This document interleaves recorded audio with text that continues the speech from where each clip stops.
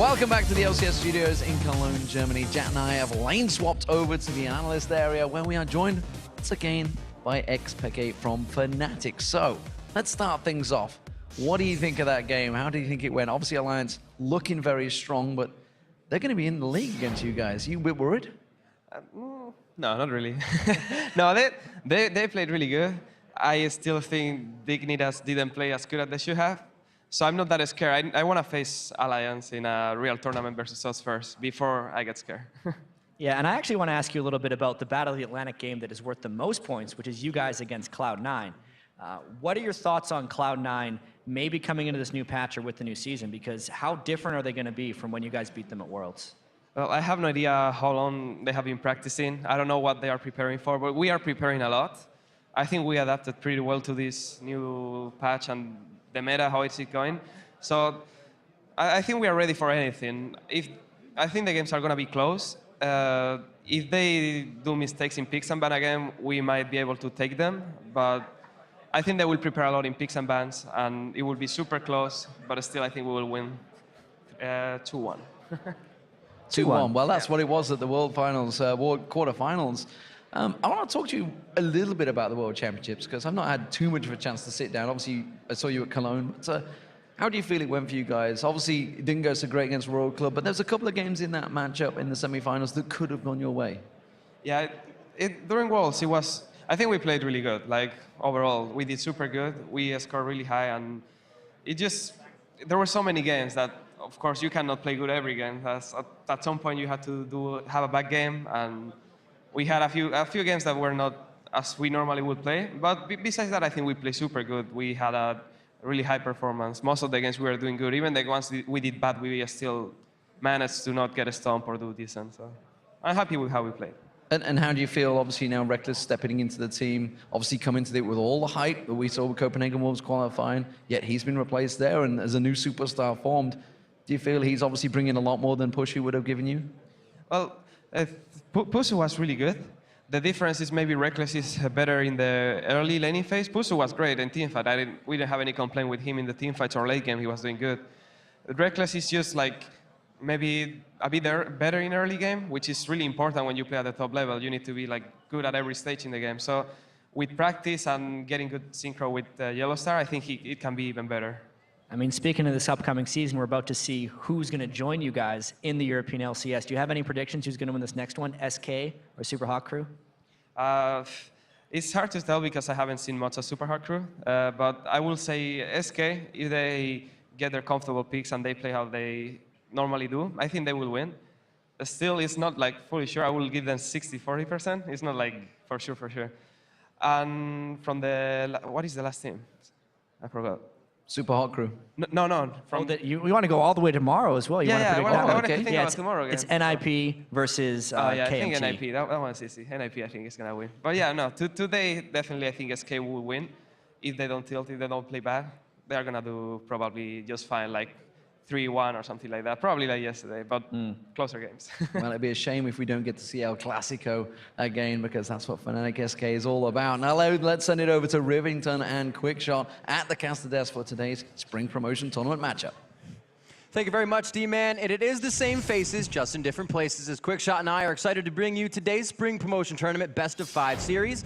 SK Gaming versus the Super Hot Crew. And let's get straight into it. It isn't too surprising to see SK in the promotion tournament after the lack of consistent performances throughout the 2013 season. You know, SK as a team, they've always flirted with being at the top. They've had moments of brilliance, but those moments burn out really fast. And SK has always trended towards the middle, right, almost bottom of the table. And if there was one moment that defined SK Gaming's summer split, it was the play that went down against Ninjas in Pajamas. If you didn't remember it, the flash word around the world of LoL esports wasn't solely responsible for sending SK Gaming into the promotion tournament, but it's still fresh in the minds of the fans heading into today's game. At the end of the Super Week, the last Super Week, in the start we had like our champions, our comfort picks. But since we played like 2 or 3 games, people figured out what we played. They bunted and we had to adapt, but we couldn't really. He's going to walk back to base. Kevin really wants it, but he's flashed in there. Why did he go for that one at this stage of the game? Turrets are going to come in. He's going to get shut down. I wouldn't blame it that game. Of course, it was a sad moment because in that game it all come down to that one mistake and everyone was super sad, but we have to blame ourselves before and what we did before. To be honest, that play was only so important because it was the last game. I mean, of course, it was unlucky that he did that mistake in that game. If it would have been on a different day, we could have won, but it wasn't, so it was sad, must be sad. Yeah, it's true that that play sent us to relegation, but it's a team game, so if one guy makes a mistake, the rest of the team could have stepped up instead, but we didn't, so it was, in the end, yeah, was the play. Is it going to be enough to do the damage? No, it's not. Gets one, not a single kill, I don't believe it. And that surely is all she wrote for SK Gaming. They're going to be going into the relegation brackets. Alternate are going to be through to Gamescom. We've been through a lot of things and I think it helped us as a team, but still there were too many things. Yeah, it was really tough to form a new team. Well, pretty much only Kenny and me left, so we had to find 3 new players, and of course they had to be on the LCS level. I've been playing on the amateur scene. I guess I just got scouted or spotted by NIF and got contacted and just try out with them and joined them. I'm a little bit nervous since I've been here before and I lost last relegation. LCS basically means everything to me. I'm very motivated to get back in LCS. I think we're more of a friends team than we were last season. Spending your free time together or eating together or all this kind of stuff makes you a better team, yeah? Of course, it's the best league in Europe where you can be, and that's obviously where I want to be, and then I want to go to Worlds as well. And such amazing camaraderie mentality through all the trials and tribulation, and to have those key players that were in that aspect still on the team, it's going to give the new players momentum. Even more importantly, hearing the players saying, yeah, it was a bad decision, right. It was a bad call, but it was our fault. Yeah. It's he made a bad call, but we lost the game. It's difficult to do, especially when it means so much, but heads in the right places. Today, SK Gaming will look to put the past behind them. The process of improving on last year's finish started with a switch to their lineup for the 2014 season. Kevin and Herkiba are out, and Ocelot is now a sub. Yeah, so replacing Ocelot in the mid laner is Jez's. The new jungler is, of course, Sven Skerent, formerly of NIP. And starting up in the top lane is Freddy112, who was a starting member of the LCS Spring Split, and of course against All Authority. To be very honest, the new lineup hasn't had a whole lot more success than the old one. They did win DreamHack, I'm not taking that away from them, but it was a shaky victory, and the majority of the competition was marginal at best. Right. In addition to that, DreamHack was run on 3.13, not 3.14, which is what they're playing here. So very good for them to get experience on LAN under a high-pressure environment, but did it hurt them? Because a number of other teams dropped out of the LAN to practice on 3.14. So we'll see how much experience they have on the latest patch. And we'll absolutely have to see how that affects the decision and the matchups today as they face off against the team that Freddy122 and Sven Skerent know well, the Super Hot Crew. Originally, SK chose KMT as their opponent, but Ninjas in Pajamas also chose KMT, which means SK is playing their second choice in the Super Hot Crew. Yeah, so just in terms of preference, it just tells you immediately, SK, from a mental perspective, they're playing against a team that there's a lot of history. Freddy and Sven Skerent used to play for Super Hot Crew about 6 or so weeks ago. And in terms of the team itself, Super Hot Crew is very, very young. They formed back in October, and they've had a number of roster swaps. Their top lane and junglers have been moved around quite a lot. They lost Freddy and Sven Skerent. They replaced them. The top laner was then replaced. That was Sorelia. He was replaced by Mima. Impaler's now come into the jungle because their original jungler, Kou, was too young to play. So long story short, they've had a lot of adjustments in their gameplay. And I actually feel like the team they have now, with Mima in the top lane, with Impaler in the jungle, is stronger than we've seen elsewhere. They've got a very strong, aggressive early game. And Mima himself has 4 accounts in a US Challenger. Just a few. Just a few. So that tells you a lot about his ability to carry the game. So we'll have to see how he actually lays it down on stage. So while SK Gaming is counting on their new playmakers to help them get back into the LCS, the Super Hot Crew is hoping to burn their friends and former teammates with some help of inside information. We know them so well because we had 2 players from they left us, and we know perfectly what they do. Because we spy their screams, because they are really good friends, so we know when they are playing, and we watch what champs they play. We have 2 players from the former lineup, so we have a bit of insight. I originally got picked up by Super Hot Crew. I was the jungler before SK Gaming picked me up. Yeah, we know some of their weaknesses. They got limited champion pools, which I think will benefit us. Maybe they will ban my main champ, but they can't ban me because I play too much champion, so... I don't know all the story, but like Freddy and Svenska and the people who I think are going to be the playmakers for their team, they were originally on Super Hot Crew, but like I'm there now, so I guess they should just move along. LCS spot's mine. You know, one thing that amazes me is with everybody being so young, some of the teams having a little bit of maturity or veteran players, they all just, I don't even know how to say it, push each other on to different teams if they know it's the right thing. They know when it's the right move. They don't hold any grudges against each other, and it's amazing to see that camaraderie between all these teams. Even though they're like, we know what you're going to do, but we still love you guys. The question is, who knows one another better? You know, that's the true. prediction. And Absolutely. we'll have to see how it pans out, because these guys, you know, with all the intermingling with having played with one another, you can actually get into somebody's head and predict what they may be going to do. No, that tilt thing? Yeah. Let's see if it happens. All right, it's time, at that time of the night, time to check out the starting lineups. Spawning on the blue side, it's SK Gaming. In the top lane, as we said, Freddy 1-2-2, with his buddy Svenskeren right under him, Jessis in mid, Candy Panda at ADC, and Nif on support. And of course, spawning on the red side, it is the Super Hot Crew. Mima up in the top lane. Jungler is, of course, Impaler. Moops is in the mid lane with Haydel and Mixer being your AD carry and support. And coming into this champion select, I am really excited to see what happens with Mima in the top lane, and especially the bottom lane with the AD carries matchup. Ziggs is going to be a massive priority for this team. I think It's SK Europe, Gaming, mid lanes. for Jessis in particular, he's been playing an immense amount of Ziggs. They actually took place in a challenger event last week against the Red, the same team that played at IN Cologne. And Didn't go so. Jessis just played Ziggs phenomenally well. I think it's his strongest champion right now. On the other side of the coin, Moops likes to play Morgana. So we could actually see them playing in that sort of matchup, and it's not too bad of a matchup for the Morgana because the spell shield's just going to block the magic damage and the movements. I'm sure they saw those games too, and Moops only won on Morgana, so that has to be a target for them to come in. Yeah, definitely going to be the case. So we'll have to see how Picks and Bans plays out. Well, with these coming in, obviously, what lane do they want to focus? Where do you think, because Freddy and Svenskeren being friends could help each other in the top lane. That's not going to be a weakness for them. We kind of saw in the last game that the bottom lane was a huge focus coming in. I definitely feel like the bottom lane for SK Gaming here is the key factor in this victory. Candy Panda has been playing godlike over the last couple of weeks, and he's averaging above 6 KDA in all of the tournaments that he's played. That includes DreamHack, that includes the We Play Invitational, with the exception of IN Cologne, where they crashed out in the quarterfinal. We'll let that go. And as you see there already, Morgana banned out. They don't want Moops playing his strongest champ. Absolutely. The Lucian already gone. Elise, so much trouble being given from Elise in the early game. A long-range initiation stun, gap closer. Nobody wants that coming into the lane, especially we saw what they were doing last game. Yeah, exactly. As I just mentioned. The thing with the Elise ban as well, that's a pick that Impaler's been using very, very well in the Challenger circuit. Impaler, right. Impaler's the jungler that's come over to SHC, actually the old Dignitas UK roster. And I'm very interested about the Lucian and Vayne bans. And the reason for that, SK Gaming have first picked Lucian in a couple of 3.14 games that I've seen them playing.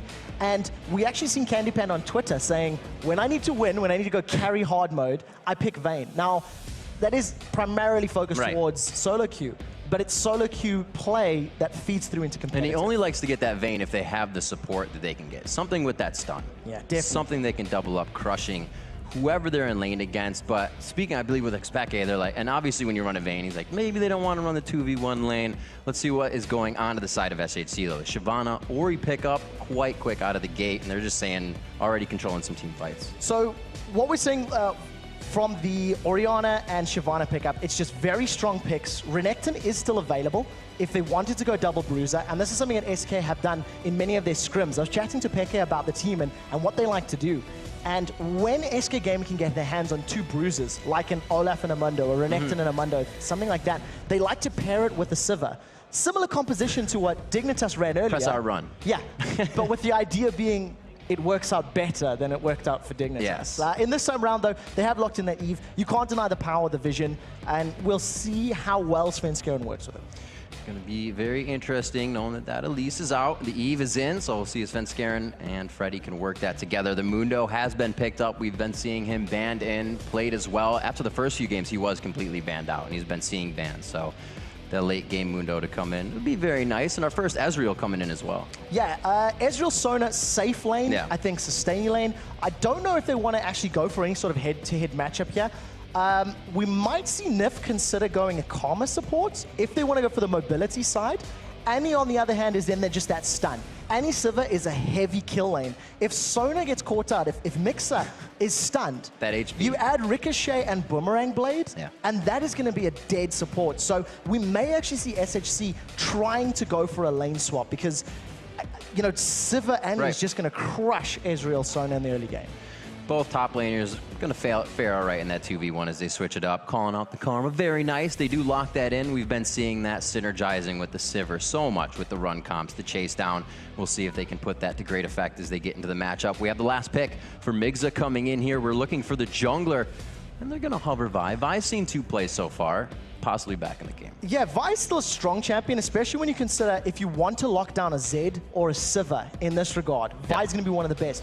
The key is that Mimo on Shyvana is going to need to follow it up with an Orianna ball because the Vi-Shyvana combo needs to kill either Zed or Sivir. And if they don't instantly delete them, Dr. Mundo and Evelyn are great at cleaning up. So there's a lot of emphasis here on Super Hot Crew, finding a target, getting rid of them, and then dealing with the rest, because I think the cleanup potential from SK with the Mundo, the Eve, the speed and the mobility they have, they are going to run down Super Hot Crew any day of the week. They do have the teleports to get in, disengage or engage as you were talking about. We'll have to see. The lanes pretty much need to win. It's going to have to be that, or the Super Hot Crew, I should say, put their name in there. Because if they do get to that point where they want to fight, it's just going to be the runover for SK, it seems. I also feel like the Super Hot Crew composition, maybe with the exception of Shyvana, is a 2013 season comp. You know, Sona, Ezreal, Orianna. You've got the ball delivery system with the Vi and the Shyvana. But I feel like on the current patch, SK Gaming have done better during the pick and ban phase. It's funny you say that is because we almost see that teams are really going and reverting to that since they don't know how to straighten it out yet. So now that the teams are locked in and loading onto the Rift, let's see who you think is going to win this promotion tournament matchup. According to LOLesports.com, 70% of you think that SK Gaming will be back in the LCS this spring. And remember, our broadcast continues tomorrow with Team Solo Mid and the Lemon Dogs throwing down in the Battle of the Atlantic, followed by Ninjas in Pajamas taking on KMT in the promotion tournament. 2 massive games coming up tomorrow, and we'll have to see how the Lemon Dogs perform. The untested squad, as it were. We are, of course, loading up into this matchup. SK Gaming on the blue side, taking on Super Hot Crew on the red side. And we are onto the Rift. We are onto the Rift. Game 1, this is a best of 5, of course. Don't forget that fact. They need to get 3 victories under their belt. And as I was saying, in terms of the champion pool, I have not seen much Zed on Jezzes. So this is going to be an exploratory champion as far as I'm concerned. It's not one I've seen too much, but he can instantly kill the Ezreal and the Sona in team fights. We'll have to see how well Moops' Orianna gets in the later stages of this game. Trinkets, much looking like alliances on SK's side. All those yellows in the beginning, and then they switch to, I don't know if they're going to go for the orb, as Wicked did, but they do get the 3 sweepers out, so we'll keep an eye on those as well. Watching them set up completely safe going into this one, which we've basically seen all the time. In our first game yesterday, we did see that the Eve was knowingly going to be invaded. Doesn't seem like we're going to have any of that. Yeah, the level 1 fan out is basically what this is. You cover every entrance to your jungle, play it safe, and what we are seeing is a head-to-head matchup. It does look like we're going to be getting those 1v1, 2v2 lanes. And very interestingly, Mixer Sona has decided to go with that Spell Thief's Blade. So looking to put a lot of poke down. And I don't know if this is the best call. Jats actually called this out yesterday for a call, highlighting that when you've got that item, you're quite easy to predict. You know every 10 seconds they want to generate the gold. You know they're coming into you. So you're going to be eating some poke from Karma and Sivir, and Sona doesn't deal very well with high damage early. We'll have to see how he decides to play that lane. It is going to be the duo matchup. In the bottom, we'll see the junglers starting in their Orthodox. Actually, it's going to be the red buff, so it may be bottom entry coming in for Impaler if he wants to start something soon in that lane. The wards have gone down, so nobody's actually going to have any idea where their junglers are. I think this is the first time we haven't even seen a Wraith ward. Yeah, not going deep at all, playing it very, very safe. And again, this is another trend that we do see in these promotion matches. With so much on the line, you tend to play a little reserved, a little slower in the early stages. Think back to MYM Copenhagen Wolves yesterday. It took 35 minutes, and then everything just exploded. Then they settled in, and there was back-to-back aces and non-stop fights. And this may be the case in this setup. Already the pokes coming in from both sides. That level 2 is going to help on sustain, though, so it could shift very easily. Keep an eye on this bottom lane for right now. Big damage onto Nif, and this is only level 1 from both of them. If Haydale had that E, he might have gone in on the shift. Yeah, very good poke coming down from Mixer and Haydale. Mixer doing the best he can to keep tabs of that gold. We'll keep an eye on how much gold is actually generating and compare it to the Ancient Coin, which Nif has picked up. Candy Panda trades with Haydale, though, and it doesn't look like they're going all in just yet. They did hit that level 2 quick, and you saw a bit of movement, but nothing else coming from them yet.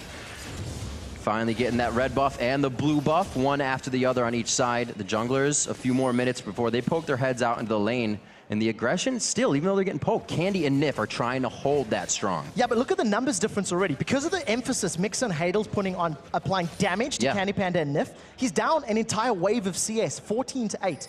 We'll keep tabs on how that number grows, but he's missed out on 6 lost hits thanks to the emphasis on poking. Svenskeren managed to sneak himself up. He's 50% HP there or thereabouts, and double buffs. So we'll have to see how quickly he can get in and apply that slow. Svenskeren coming around the corner. None of these wards have been used in the bottom lane yet. We'll have to see if Impaler can read this just as well. Yeah, it's going to be a 3v3. It does look right on the Migza. They go on. It's going to be the double buff onto him. He gets the flash, but they take him down. And it's going to be Candy Panda already. Can he pull up a kill? The Retribution fight to continue. Svenskeren with the red buff proc. He is going to be slowed, but nothing else is going to match it. No, can he get the Q? And he can't get it past Nif.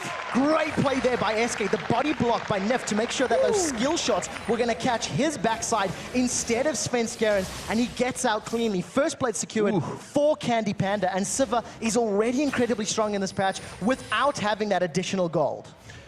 See how these guys are playing it. Don't have that Ori leveling E in middle. Oops is actually trying to go for W against Jesses, so this will be interesting for him. We can see him somewhat losing that lane, but already the aggression set into motion here in that bottom lane. And Impaler tried to read that, but took the long way around. Yeah, just got into that lane too late. He was on the same page. He anticipated that, with SK being overextended, there was a gank opportunity.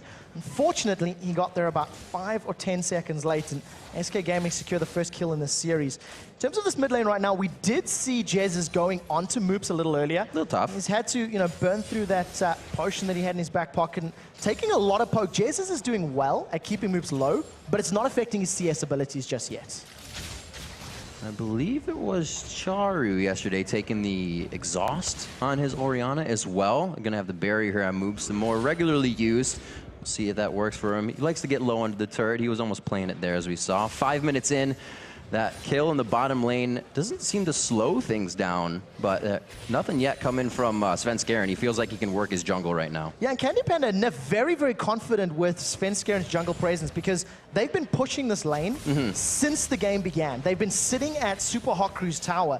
You can see that Sven was just clearing out his golem camp and got a little bit of vision, but not too afraid of Impaler, not afraid of Vi's pre-6 ganks. And I think that's the right decision. Until that Assault and Battery is there, there's not a lot of CC offered from that Vi's kit. A tiny little knock-up and maybe a slow from red buff. So very good, decisive play here from SK in the opening minutes. You got to be careful. It does look like Impaler's going to back. He may have hit 6 on that wave, and it wouldn't have turned out so well trying to dive a Mundo. They choose right there. 1-0 is still the kills, and a little bit of gold lead just because of that. But it is even more because of this CS. 42-36, 36-30, which is being creeped up on by Haydale. He's not letting that get to him, that they got that kill in the bottom lane against them. And just interesting note, in terms of the different gold generation, Nif has already earned himself roughly 120 gold with that Ancient Coin. Over on the other side, it's only 78 as Moops has been jumped on. Going on, he does try to get the death mark down. The barrier will be used. He will be quite safe, and he's just going to take out a few potions. Now that does take out the aggression, so we'll have to see if they try to go on to Zadir. That's just asserting lane control here from Jez's. It's about a 2-minute cooldown on that Living Shadow death mark going in. And they managed to burn the barrier, and if the death mark comes up again, Moops is at insta-gib range, basically, because he's not going to have that additional chunk of HP. And we got to look at, also, as you go to team comp, since the lanes aren't really fighting each other, how are they going to be able to mitigate right away? You got 2 hard ADs they're going to try to carry, but then you have a lot of magic damage to deal with coming from SK. Yeah, it's very difficult to itemize defensive, as right now Mixer does get caught out. Candy Panda decides not to go in, and that's the key to these fights. You have to decide who is the biggest threat, right. And judging by the way the game is currently going, the AD damage might be the one that you need to itemize against first. Okay. Pick up the likes of maybe not a Frozen Heart, Randuin's Omen. Hey. Get some defense, get some HP in there, slow them down, and that will allow you to kite around Mundo and Eve as well. But it's still a long way away from getting to those items. And you can see with Mima having to deal with Dr. Mundo in the top lane, he's actually picked himself up the Negatron Cloak. There's a lot of magic damage that comes down from Dr. Mundo. Still Poke trying to go in on a Candy Panda. He gets the shield in. I believe he still has his spell shield up, and he does not get it procced on that one, so it's going to be a cooldown wasted. And they do get a good bit of aggression there on a few tiny mistakes. Very good play by Haydol and Mixer, just asserting control in that lane, dropping Candy Panda and Nif's HP. The sustain from Karma significantly less than that from Sona. Yeah. So that's going to allow them to get some breathing room in that lane, manage to sit back, farm a little bit safer, and now that we're getting to the later stages of the game, that Impaler has Assault and Battery, you can see that Candy Panda and Nif are a little more hesitant at throwing themselves deep down the lane. They don't want to put themselves in a position where Impaler can come in unless they're 100% confident in their play. As you can see, Jesus and Svenskera moving to the jungle, Candy Panda and Nif, they move up the lane as well. This is what needs to happen. Somebody needs to make some plays. If it doesn't work, you know you tried. If you don't throw the blitz hook, you never get any grabs. That's the case. Impaler in that tri-bush. I still want to see what Svenskera and Jesus are thinking. They may have mistimed that blue buff. I think they were hoping to intercept somebody coming over. Moops or Impaler into the jungle, and they just got there a bit late. The blue buff already been secured, so the attempted gank actually failed there. Well, with a bit of the lead, they have time to do things like that. Good amount of focus here. Mimer going in, seeing if he can get back for himself. He knows the lane's a bit pushed to the middle. No reason to push that to the turret and wait for it to come back. Svenskeren continuously taking his buffs. Doesn't need to deliver that to any of his other teammates, that is. We'll have to see if he makes an appearance here with a lane gank in the bottom lane. And you can see here, Candy Panda and Nif still growing this lead in the bottom lane, holding on to a CS advantage. They have hit level 6. Nif is very close to it. As you can see, in comes Svenskeren from the side. He does have the Agony's Embrace available. So if Haydol and Mixer go a little too far forward, they are going to be collapsed upon in this 3v2. And Impaler, once again, he's moving to the jungle, but he's going to get you way too late if a fight breaks out. Just sitting in the wing like a shark, trying to come out. He is totally predicting this right now. It will save, but he's going to be able to turn on Impaler. Good damage there, down to 50% health. He goes over the wall. Will they be able to continue this? Svenskeren says, Mystic shot to the backside. Let's pinch him in. They are going to go for the kill. He does go for the flash onto that one, but he's going to be fine in the mid lane anyways. Yeah, flash isn't going to get you out of the range of that death mark, and Jesus picks up his first kill of the game. That's definitely going to help now. He's got that Brutalizer and the Vamp Scepter already built. That's definitely going to work into his favor. And the early power of the Shyvana working in Mima's favor. Oh, flash initiation from the Crescendo, the true shot barrage to catch it and finish it off. Very nice kills there. I was just about to say, SK has SHC on the mark, reading the book like it is. They found him in the jungle every time and have always been working on where Impaler is. Yeah, very good play there on that bottom lane by Super Hot Crew. Instantly just reacting to an opportune moment. Nif didn't back after the kill, was a little low on HP, and they managed to burst him down. And that's what Super Hot Crew have to do as we get to this mid game. They have to blow up a squishy so that their tanky champions of Shyvana and Vi can deal with Mondo and Eve. And if they don't blow up a squishy like Zed, Sivir, or Karma, I'm a little bit afraid if the fight prolongs and draws out. Absolutely. Push mid lane coming in from Zed. We'll see what happens here. Moving his way in. Looks like he could get some damage here. Impaler coming in for the side. They go for the double ultimate. Command Shockwave into Assault and Battery, and they are able to arrest him. I think that's just a bit of overconfidence from Jesus. I feel like he didn't have a very big minion wave there. He wasn't necessarily attacking the tower. He didn't have vision at the time other than the ward that he put down himself. So ends up giving up a kill. We'll have to play a little bit more defensive. Can't underestimate the damage of your opponents. And thanks to the kill, Super Hot Crew are now starting off the dragon. They've pulled it up. They've leashed it far enough back. So Karma's Inner Flame's not going to be able to reach. And they are going to secure that one completely uncontested. Smite was down, so that was, oh, Smite was up. It didn't even use it. Nope. Wasn't needed. Wasn't needed. Played it a bit safe there. Yeah. Fast and loose, as it were. I don't know how safe that was, Nif on the other side, but did play it right. 16-7, 16-6, so that's going to help him out with a little bit of that cash flow. 12 minutes on the clock, and it's been, like I said, the rotation. Svenskeren finding Impaler when he's trying to make something work. He's on his clock. So interestingly, we're 12 minutes into the game, teleport's not been used once. Freddy's had the ability to use it. I didn't see if he'd used it to get to lane in the very early stages, but even so, no aggressive plays. He hasn't used it to get into a lane to try push it down. Didn't use it to try to contest Dragon, decided to play that one safe. So we'll have to see as and when Freddy and Mimer decide to get involved in these fights, because they've basically been solo farming, 106 CS to 112. They've basically ignored each other this whole game, and it's going to see who has a greater impact in their opponents' team. Can you leave that Shyvana alone? She's just going to go ahead and push you right into your turret. Does look like the bottom lane, something's going to happen. As they've thrown it down. There's Mixer. Mixer getting taken down quite low. He throws down the crescendo to the left side. The damage is coming from behind, but he just didn't want to get the assist coming in from Eve, and it happened anyway. Yeah, very well done by SK. Once again, just throwing themselves in, not hesitating. Svenskeren going to potentially have to move up to this mid lane because Jesus is backed. He's very low on HP. He's going to lose a lot of tower damage. Actually, this tower's going to go down. Nobody's going to be able to respond to this, and Super Hot Crew just finding a chink in SK Gaming's armor, secure the first tower of the game. This is going to be good money coming in for the mid, and that is great pressure towards the side, or side buffs, to the buffs in general. Both red and blue a little bit more accessible now coming in for SHC.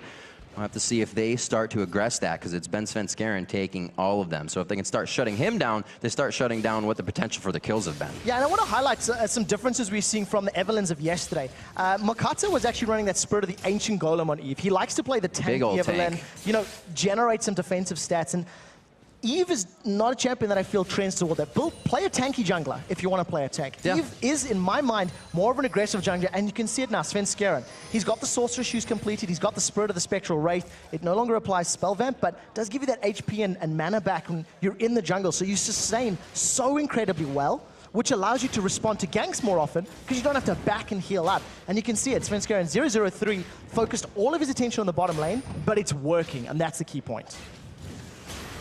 See what these top laners have put their gold into. The junglers still milling about their jungle. Pink Ward's already coming down here. SHC with a bit of that gold lead wants to grab all of these positions, and we know what Pink Wards mean. It means you feel you have enough control of that area to keep that Pink Ward there. So they feel like they're actually gaining a good lead here. And you need to have some Pink Wards down just to get at least an idea of where that Evelyn is. The psychological pressure it puts on you is terrifying. And what you're seeing now is that the dragon was down. It will be coming up in the not too distant future. So SK trying to get some control of the dragon area, clearing out the wards, and very, very importantly for them, they want to set up some control. You can notice Nif has changed from the warding totem to now the sweeping lens. So he wants to deny vision as well to gain control of the dragon pit to either challenge for it or secure it themselves. And Mimer, once again, with that lane cutting, farming between towers, he's not afraid of anyone, and nobody's even challenging him. Still taking down the white when he can to get back into lane, usually as it's always reset, so it works for him. He doesn't miss very much. You can see Svenskeren just always being a shark in the wing, and he's again right on top of where Impaler is, but they see him this time. He's able to flash out. Quite a bit was used for him, and they're going to keep going on to this. Mundo with a teleport in. We heard what Alvarin said. Arnea says when Mundo's already in the fight, it means it's already over. They're going to secure themselves a kill. Candy Panda gets another one. You're actually seeing in the background, Mixer was dropped. And SK Gaming with a clean 3 for 0 as Dragon's coming up in 2 minutes. So they may push this tower down, set up a ring of wards, and then come to re-engage on the Dragon. So great play coming out of SK, and once again stamping some authority in this early stages of this series. Small bits of gold going back and forth. Now in favor of SK. Mimer looking to change that a bit for himself as he takes down the turret. Oh, no, that was their turret. Now takes down the turret in the top lane. Thank you, but very good job by SK. They take Dragon, they take another turret. They're getting more than just the kills. Yeah, SK are definitely working themselves towards a very strong position. They've got 4 kills up. They're still down a tower, but they've generated themselves about 1,500 gold. It's not massive numbers right now, but the way that they're executing their maneuvers just seems to be more coordinated and controlled. And it's what they need to do to actually close out this game. Be the ones to engage, be the ones to shut down your opponents, and then take objectives after it. 1 minute before this dragon respawns, and you can see the bottom lane moving back into lane. This is a very extended laning phase, 17 minutes on the clock, and with the exception of Svenskjæren's involvement, very little lane intermingling.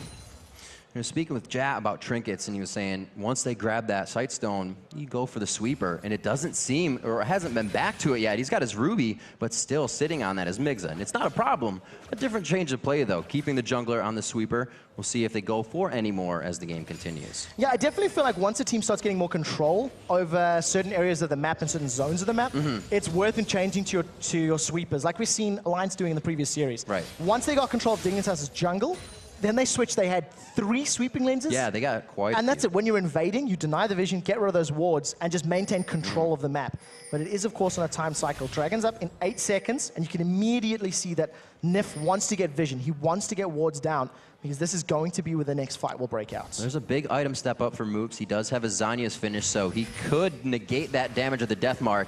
We'll have to see. They could be going 5-on-5 here, pinching it in. Mundo, no teleport to start this. Yeah, the rest of SK was not in the right place. Now, Mima is playing zone control. Dragon does get secured by Impaler. Now, Nif is in trouble. Wait for Assault and Battery. If Impaler can get range, Nif's going to be in trouble.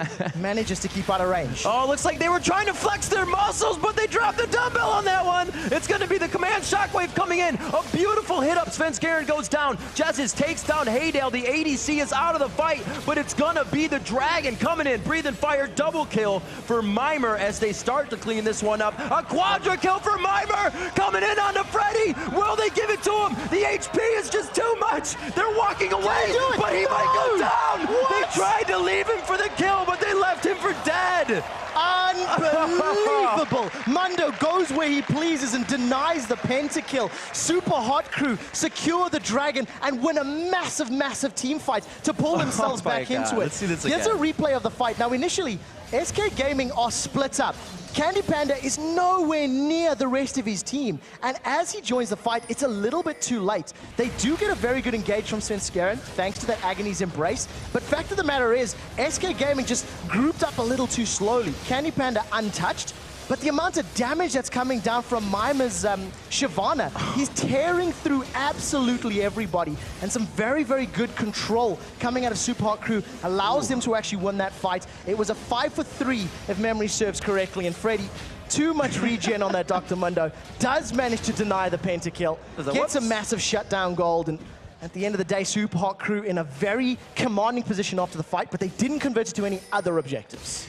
I don't think Freddy knew he was going to do that. He was lacing up his shoes when he was over by White, and he's like, hang on, guys, just kite the fight, and I'll be there in a second. So the question that we asked a few moments ago, or a couple of minutes ago, was who's going to have a bigger impact in those team fights? Dr. Mundo and Shyvana are the decisive factors in these fights going forward. You've seen just how much havoc they wreak. Consistent AoE damage in a small area. And the problem with SK is you can't invest in trying to blow Mimer up, because you're not going to do it. He's got that Spectre's Cowl, he's got the makings of a Sunfire Cape. It's going to take a lot of investment to blow him up, and it's going to allow the rest of Super Hot Crew to clean up the fight. So SK now need to find a pick, need to find a way to catch SHC off guard and be grouped from the beginning. Make sure that they work together as opposed to a 3-on-1 with, you know, Candy Panda coming in late.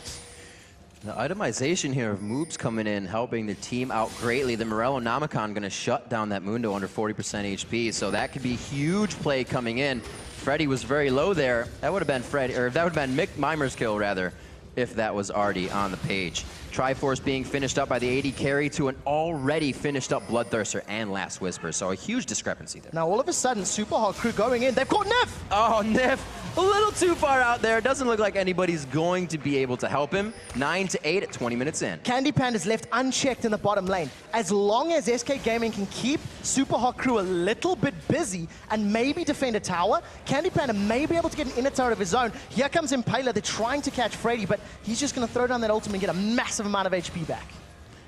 See what they can do off of this. The gold's still very close in the game, which is why it seems like it's anybody's game. Didn't stop on the bottom turret. gonna go ahead and trade that one, but he's gonna keep going, and he has a huge wave behind him. He's going to be able to get a couple of auto attacks down, but will need to back away. So they trade inner turret for inner turret, and nobody's really interrupting the recalls. I think SK could have done a slightly better job at delaying those backs, but they didn't want to run the risk of giving up any more kills. So they trade towers. It's now 2-3, with both teams losing inner turrets in the top and bottom lane, respectively. Slow things down, because that's what the players are doing. They're kind of taking a breather. Items being finished out, as we said. Not much more for the AD carries after a bit of an engagement. Karma, Sword Boots into the Haunting Guise. Going to be quite a bit of damage coming out from that one, and even helps to make it harder to mitigate that. We see the Spirit Visage and just Tank Mundo coming out. But more Deathfire Grasp on Evelynn is going to be huge. The scary thing about SK's composition is they're mostly going Glass Cannon here. Yeah. There is a little bit of HP on Nif's build, and of course, you cannot deny the tankiness that Dr. Mundo offers, but I feel like Siobhan is going to do a better job at jumping onto your carries and killing them than what Dr. Mundo is going to do. Dr. Mundo runs interference. He disrupts team fights. Right. He's a threat, but he's not necessarily, I'm going to kill your AD carry in a couple of hits, because he doesn't have that twin bite that Siobhan is going to be making use of with the Blade of the Ruined King. So as long as SK can sort of kite around Mima while dealing damage to everyone else, that's the only way I can see them really winning these team fights. So it's got to be a fight with a split push going on, and you can almost see them grouping up. They're saying, you want a ward? We want to kill here. They're going to save that one out for themselves. Keep pink pressure, and there's the engagement. Karma trying to turn it on. The Zhonya's is only going to last for so long. The crescendo comes out, and it was blocked by the spell shield. Shockwave also trying to deter the fight, and here's Mimer. He comes in and throwing everything out. His ult is up, but he's saving it. They know not to fully engage. Yeah, there goes Mimer, though. Dragon's Descent down. Jesus is in trouble.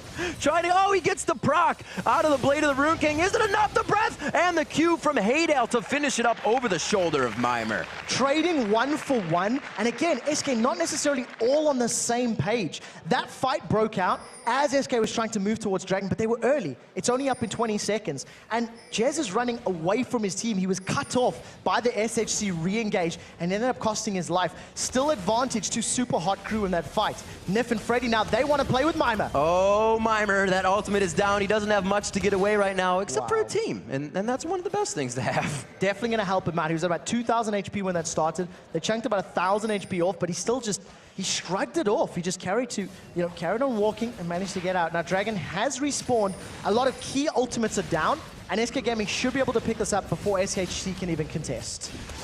They are going to need it. The gold still coming very close. Oh, woo, Mooper. I thought he was going to get followed up on there, doing a little window shopping. Got himself hurt. Yeah, don't window shop. If you press recall, he was probably do it somewhere safe. I like to say the window shopping. Yeah, it's a good term. I like that too. I will be using that in future. Thank you, Riff. Right now, Super Hot Crew still maintain a gold lead thanks to some very, very good fights in that Dragon from earlier in the matchup. CS numbers still sitting fairly close across the board, but Candy Panda is really snowballing ahead. He's generated over 50 CS lead at the 25-minute mark. He's sitting very close to that 10 CS a minute. And I still feel like he's the key to an SK Gaming victory. If he can use that on the hunt, the mobility of Siv's ultimate, and allow SK Gaming to run around Super Hot Crew, not stay clumped, not get caught by a crescendo and a shockwave, that to me is the moment to pick up a win. Right now, Candy Panda, split pushing, no reply, picks himself up yet another tower. Their SHC is just kind of hanging out in middle. They obviously don't have a minion wave, but this is perfect timing by SK. They can't push middle, we'll double split push, and they can't even push us. Yeah, and the amounts of sort of AoE damage that you have coming out of Jez. Oh, they've caught Mimer again. Oh, Mimer does try to get out Dragon form. He should be okay on this one. Will they decide to continue? You see the ball there for disengage or re-engage, and it looks like it is going to be the back one. Yeah, Jez and Nif have got very good wave clear, thanks to Karma and Zed having a lot of AoE damage. So that's why they held onto the tower for sort of 1 or 2 waves more. But once Super Hot Crew grouped and had a couple more members, SK were too afraid of a dive under the tower. Now all of a sudden, SK have got position on this mid tower. But look at Mimer. He's coming around from the side if they want to pick a fight. Doesn't have that ultimate up, but he is still a pretty big dragon right now. That Blade and Sunfire Cape finish, which helps him out with that burnout damage as well. Helps him out, but combines with that burnout damage as well. Freddy looking to maybe start something for the team from the side. You can see him and Svenskeren always roaming together as a pack. Yeah, whenever you play Evelynn, the best way to engage is from the side. You want to 4-on-1, come in, catch 3 or 4 members with that Agony's Embrace. thanks to the positional play, it's going to allow SK to actually secure this blue buff, steal that away, and I think they donated it to Candy Panda, actually. Just going to allow him to spam out those boomerang blades and those ricochets, and he's actually picked himself up a Black Cleaver. So that's a great pickup in my mind, thanks to the fact that Ricochet bounces infinitely. So every single target it bounces to, as long as there is a new target to hit once, it will shred their armor. Now SK, they're going to jump on this tower. There's not enough members of Super Hot Crew to defend. And all of a sudden, SK just brute forced themselves one tower. There's the outer 3. Trying to go for the Assault Breaker. Couldn't get it in too easily. We're going to see him coming out from the backside. They're trying to pressure in. Svenskeren just kind of hanging back. They're kind of feeling each other out right now. That mid turret stood for quite a long time, and you have to consider that SHC took down the mid of SK quite a long time ago, but they haven't really gone anywhere since. Svenskeren's in trouble. He's going to get dived on here. Oh, there it is. Assault Battery going down. The Vault Breaker to hit. No. They decide to back off of this one again. So much muscle to be flexed from both of these teams. Yeah, the amount of fear that Candy Panda's ultimate imbued in Super Hot Crew, Nif wasn't there. Nif was running back from the base. So even at a best case scenario, that would have been a 5v4. But luckily, SHC playing that one safe. They backed up. They didn't want to run the risk of losing more members. And to be very honest with you, this has been quite a weird sort of passage of play, because we've seen both teams trading towers and playing a little bit of a split push game, a little bit of an all-in 5v5 game, but they're not necessarily countering one another. They're both playing their own game, getting wins, and not having it be replied by their opponents. A tit for tat here and there. It's spelled by the gold right now, 45.7 to 45.2. Really nobody's lead right now, and 4-4 in turrets. And it's just been, I feel like SK has actually kind of controlled the game, because they're positioning right, they're moving right, and SHC is able to be in the right spot at the right time, but it's not happening very often right now. Yeah, and to be fair, you know, to give Super Hot Crew some credit, they've also made some good plays themselves. You know, they won that convincing team fight in the river. They did pick up, you know, mid turret fairly early on. They did shove down the inner mid turret as well. So they have the potential to go do some invades, but I think they need to think a couple steps ahead. For example, with Dragon coming up in 90 seconds, this would be the right time for Super Hot Crew to group up as 5, work through the jungle with your sweeping lens and pink wards, clear out vision, and then set up for Dragon. As it stands, though, it's SK that's doing that. You can see SK grouping up around the blue buff and may try to catch out Mima. You can see Svenskeren coming in from behind. I don't know if they're going to be able to kill him. This is a very beefy Mima, but they're going to go for it. Here comes Agony's Embrace. They're going in. Oh, that Deathfire Grasp is still going to be doing some pain. They lock it down, but the burnout is going to be able to help him get out of this one. We can see the mid lane being pushed very hard right now in turn. Yeah, then this is great from Super Hot Crew, realizing that they've got a 4v3. Teleport comes out from Freddy, so he's at least going to be able to defend.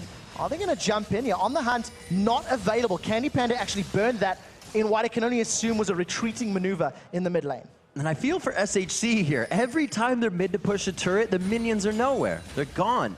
Their timing just not happening. I'm going to be a little rude about that, because if you were going to push a lane, push it when the minions are there. Yeah. That's one of the things that we see out of the professional level teams, that these teams like Super Hot Crew and the revamped SK need to make sure they work around. Right. Work with the map. You've got to feel the ebb and the flow that's going through the minions and the spawn timers. Right. And work around it. 10 seconds on the clock for Dragon. I'm a little disappointed at the lack of vision in this area, considering it's about to come up. But SK are now setting up the vision as they've got, you know, perfect timing for Dragon, and it looks like Super Hot Crew want to contest. You already got Mundo in the middle of the fight. No teleport necessary. They're going to back off here and say, can feel like you can have it, but we'll be right back to engage on that. Maybe they won't. Very far away. Maybe they actually won't. No, they're doing another moves. The barrier goes down, so there's one of the ultimates down. That's going to be quite big. Now, Haydel is in the fight. Thanks to the decision to try pop moops, it's bought time for Haydel's Ezreal to rejoin. He's got his Last Whisper, Bloodthirster, and Triforce completed, and that's Finally. a lot of damage. No Death Mark, remember that. SK, Howl looking for the engage. No Agony's Embrace yet. Dragon is not stolen, but here comes the engagement. It only pulls in Svenskeren, and he dodges the crescendo on the way out. Mimer doing damage on the back line, and it's going to be even trades so far. Svenskeren does finally go down to uneven that. Mimer's somehow alive right now, but he goes down. They were waiting to give it to Candy Panda. Trading 2 for 2, and Impaler gets out with sub 50 HP. One more light breath of air would have taken him out, but he manages to get out. Here's a replay of the fight. Again, SK trying to focus moves earlier meant that it didn't work out for them. Unfortunately, not going to get that replay as we are back into live. And it basically pans out that there was no death mark, so Jez's threat to remove a squishy target was no longer there, and it allowed Super Hot Crew to bully their way onto Dragon and actually get out with an even trade. However, because they got Drake, it ends up being in their advantage overall. It's always that one instance, too. It confuses me. Why'd they wait for Drake to go down? It's like that was the gun shooting off for them to go. Vi was occupied with Dragon. It should have happened. Maybe I'm wrong. Probably. We'll see what they can do in Taylor, trying to clear out these waves. They are still getting pushed in just about every lane. It's almost crossed the river, except for the top one, and that's already pushed to second tier. And we have to highlight some very big item pickups here on the side of Super Hot Crew. The Randian Zoman has been sitting with Mima for a couple of minutes. He picked that up a little while ago. Yeah. And I love that item against a mobility team of Mundo, Eve, Siva, Karma. Slow down, try to mitigate the power of their abilities through the use of items. And even Mixer's got one. This is a Sona with a Randian Zoman, a Ruby Sightstone, as well as another Ruby Crystal. So that's a pretty beefy target. He did eventually go sweeper. Zed and Siva cannot instantly get rid of. So very good item pickup. And as we highlighted, there's now 3 sweepers on the side of Super Hot Crew, 2 sweepers on the side of SK. Now that you're invading and playing the map more, you need to control vision. The Guardian Angel already coming out here. Well, already. It is 32 minutes in. These guys have put some work in on this map.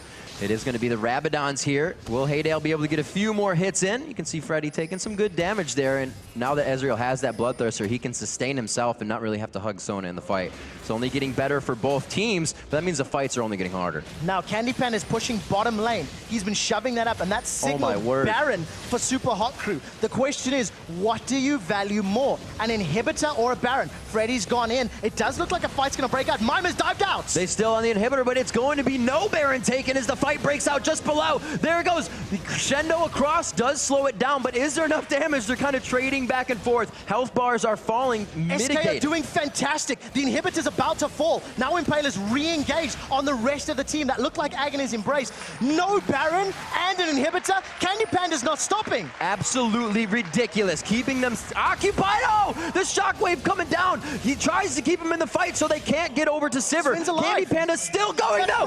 Nexus turret goes down. Vi's the only one to go back. Can Impaler 1v1? I don't see it happening here. They still have the Guardian Angel, and they are now going to try to get back to their base. Brilliant play from SK Gaming. Candy Panda taking this game in complete control, securing the inhibitor in the bottom lane, and the rest of SK played that fight brilliantly. They didn't allow themselves to get grouped up and completely controlled by the shockwave and the crescendo. They spaced out. They interrupted Super Hot Crew from recalling, and now all of a sudden SK have got a great position to try and focus attention to this Baron.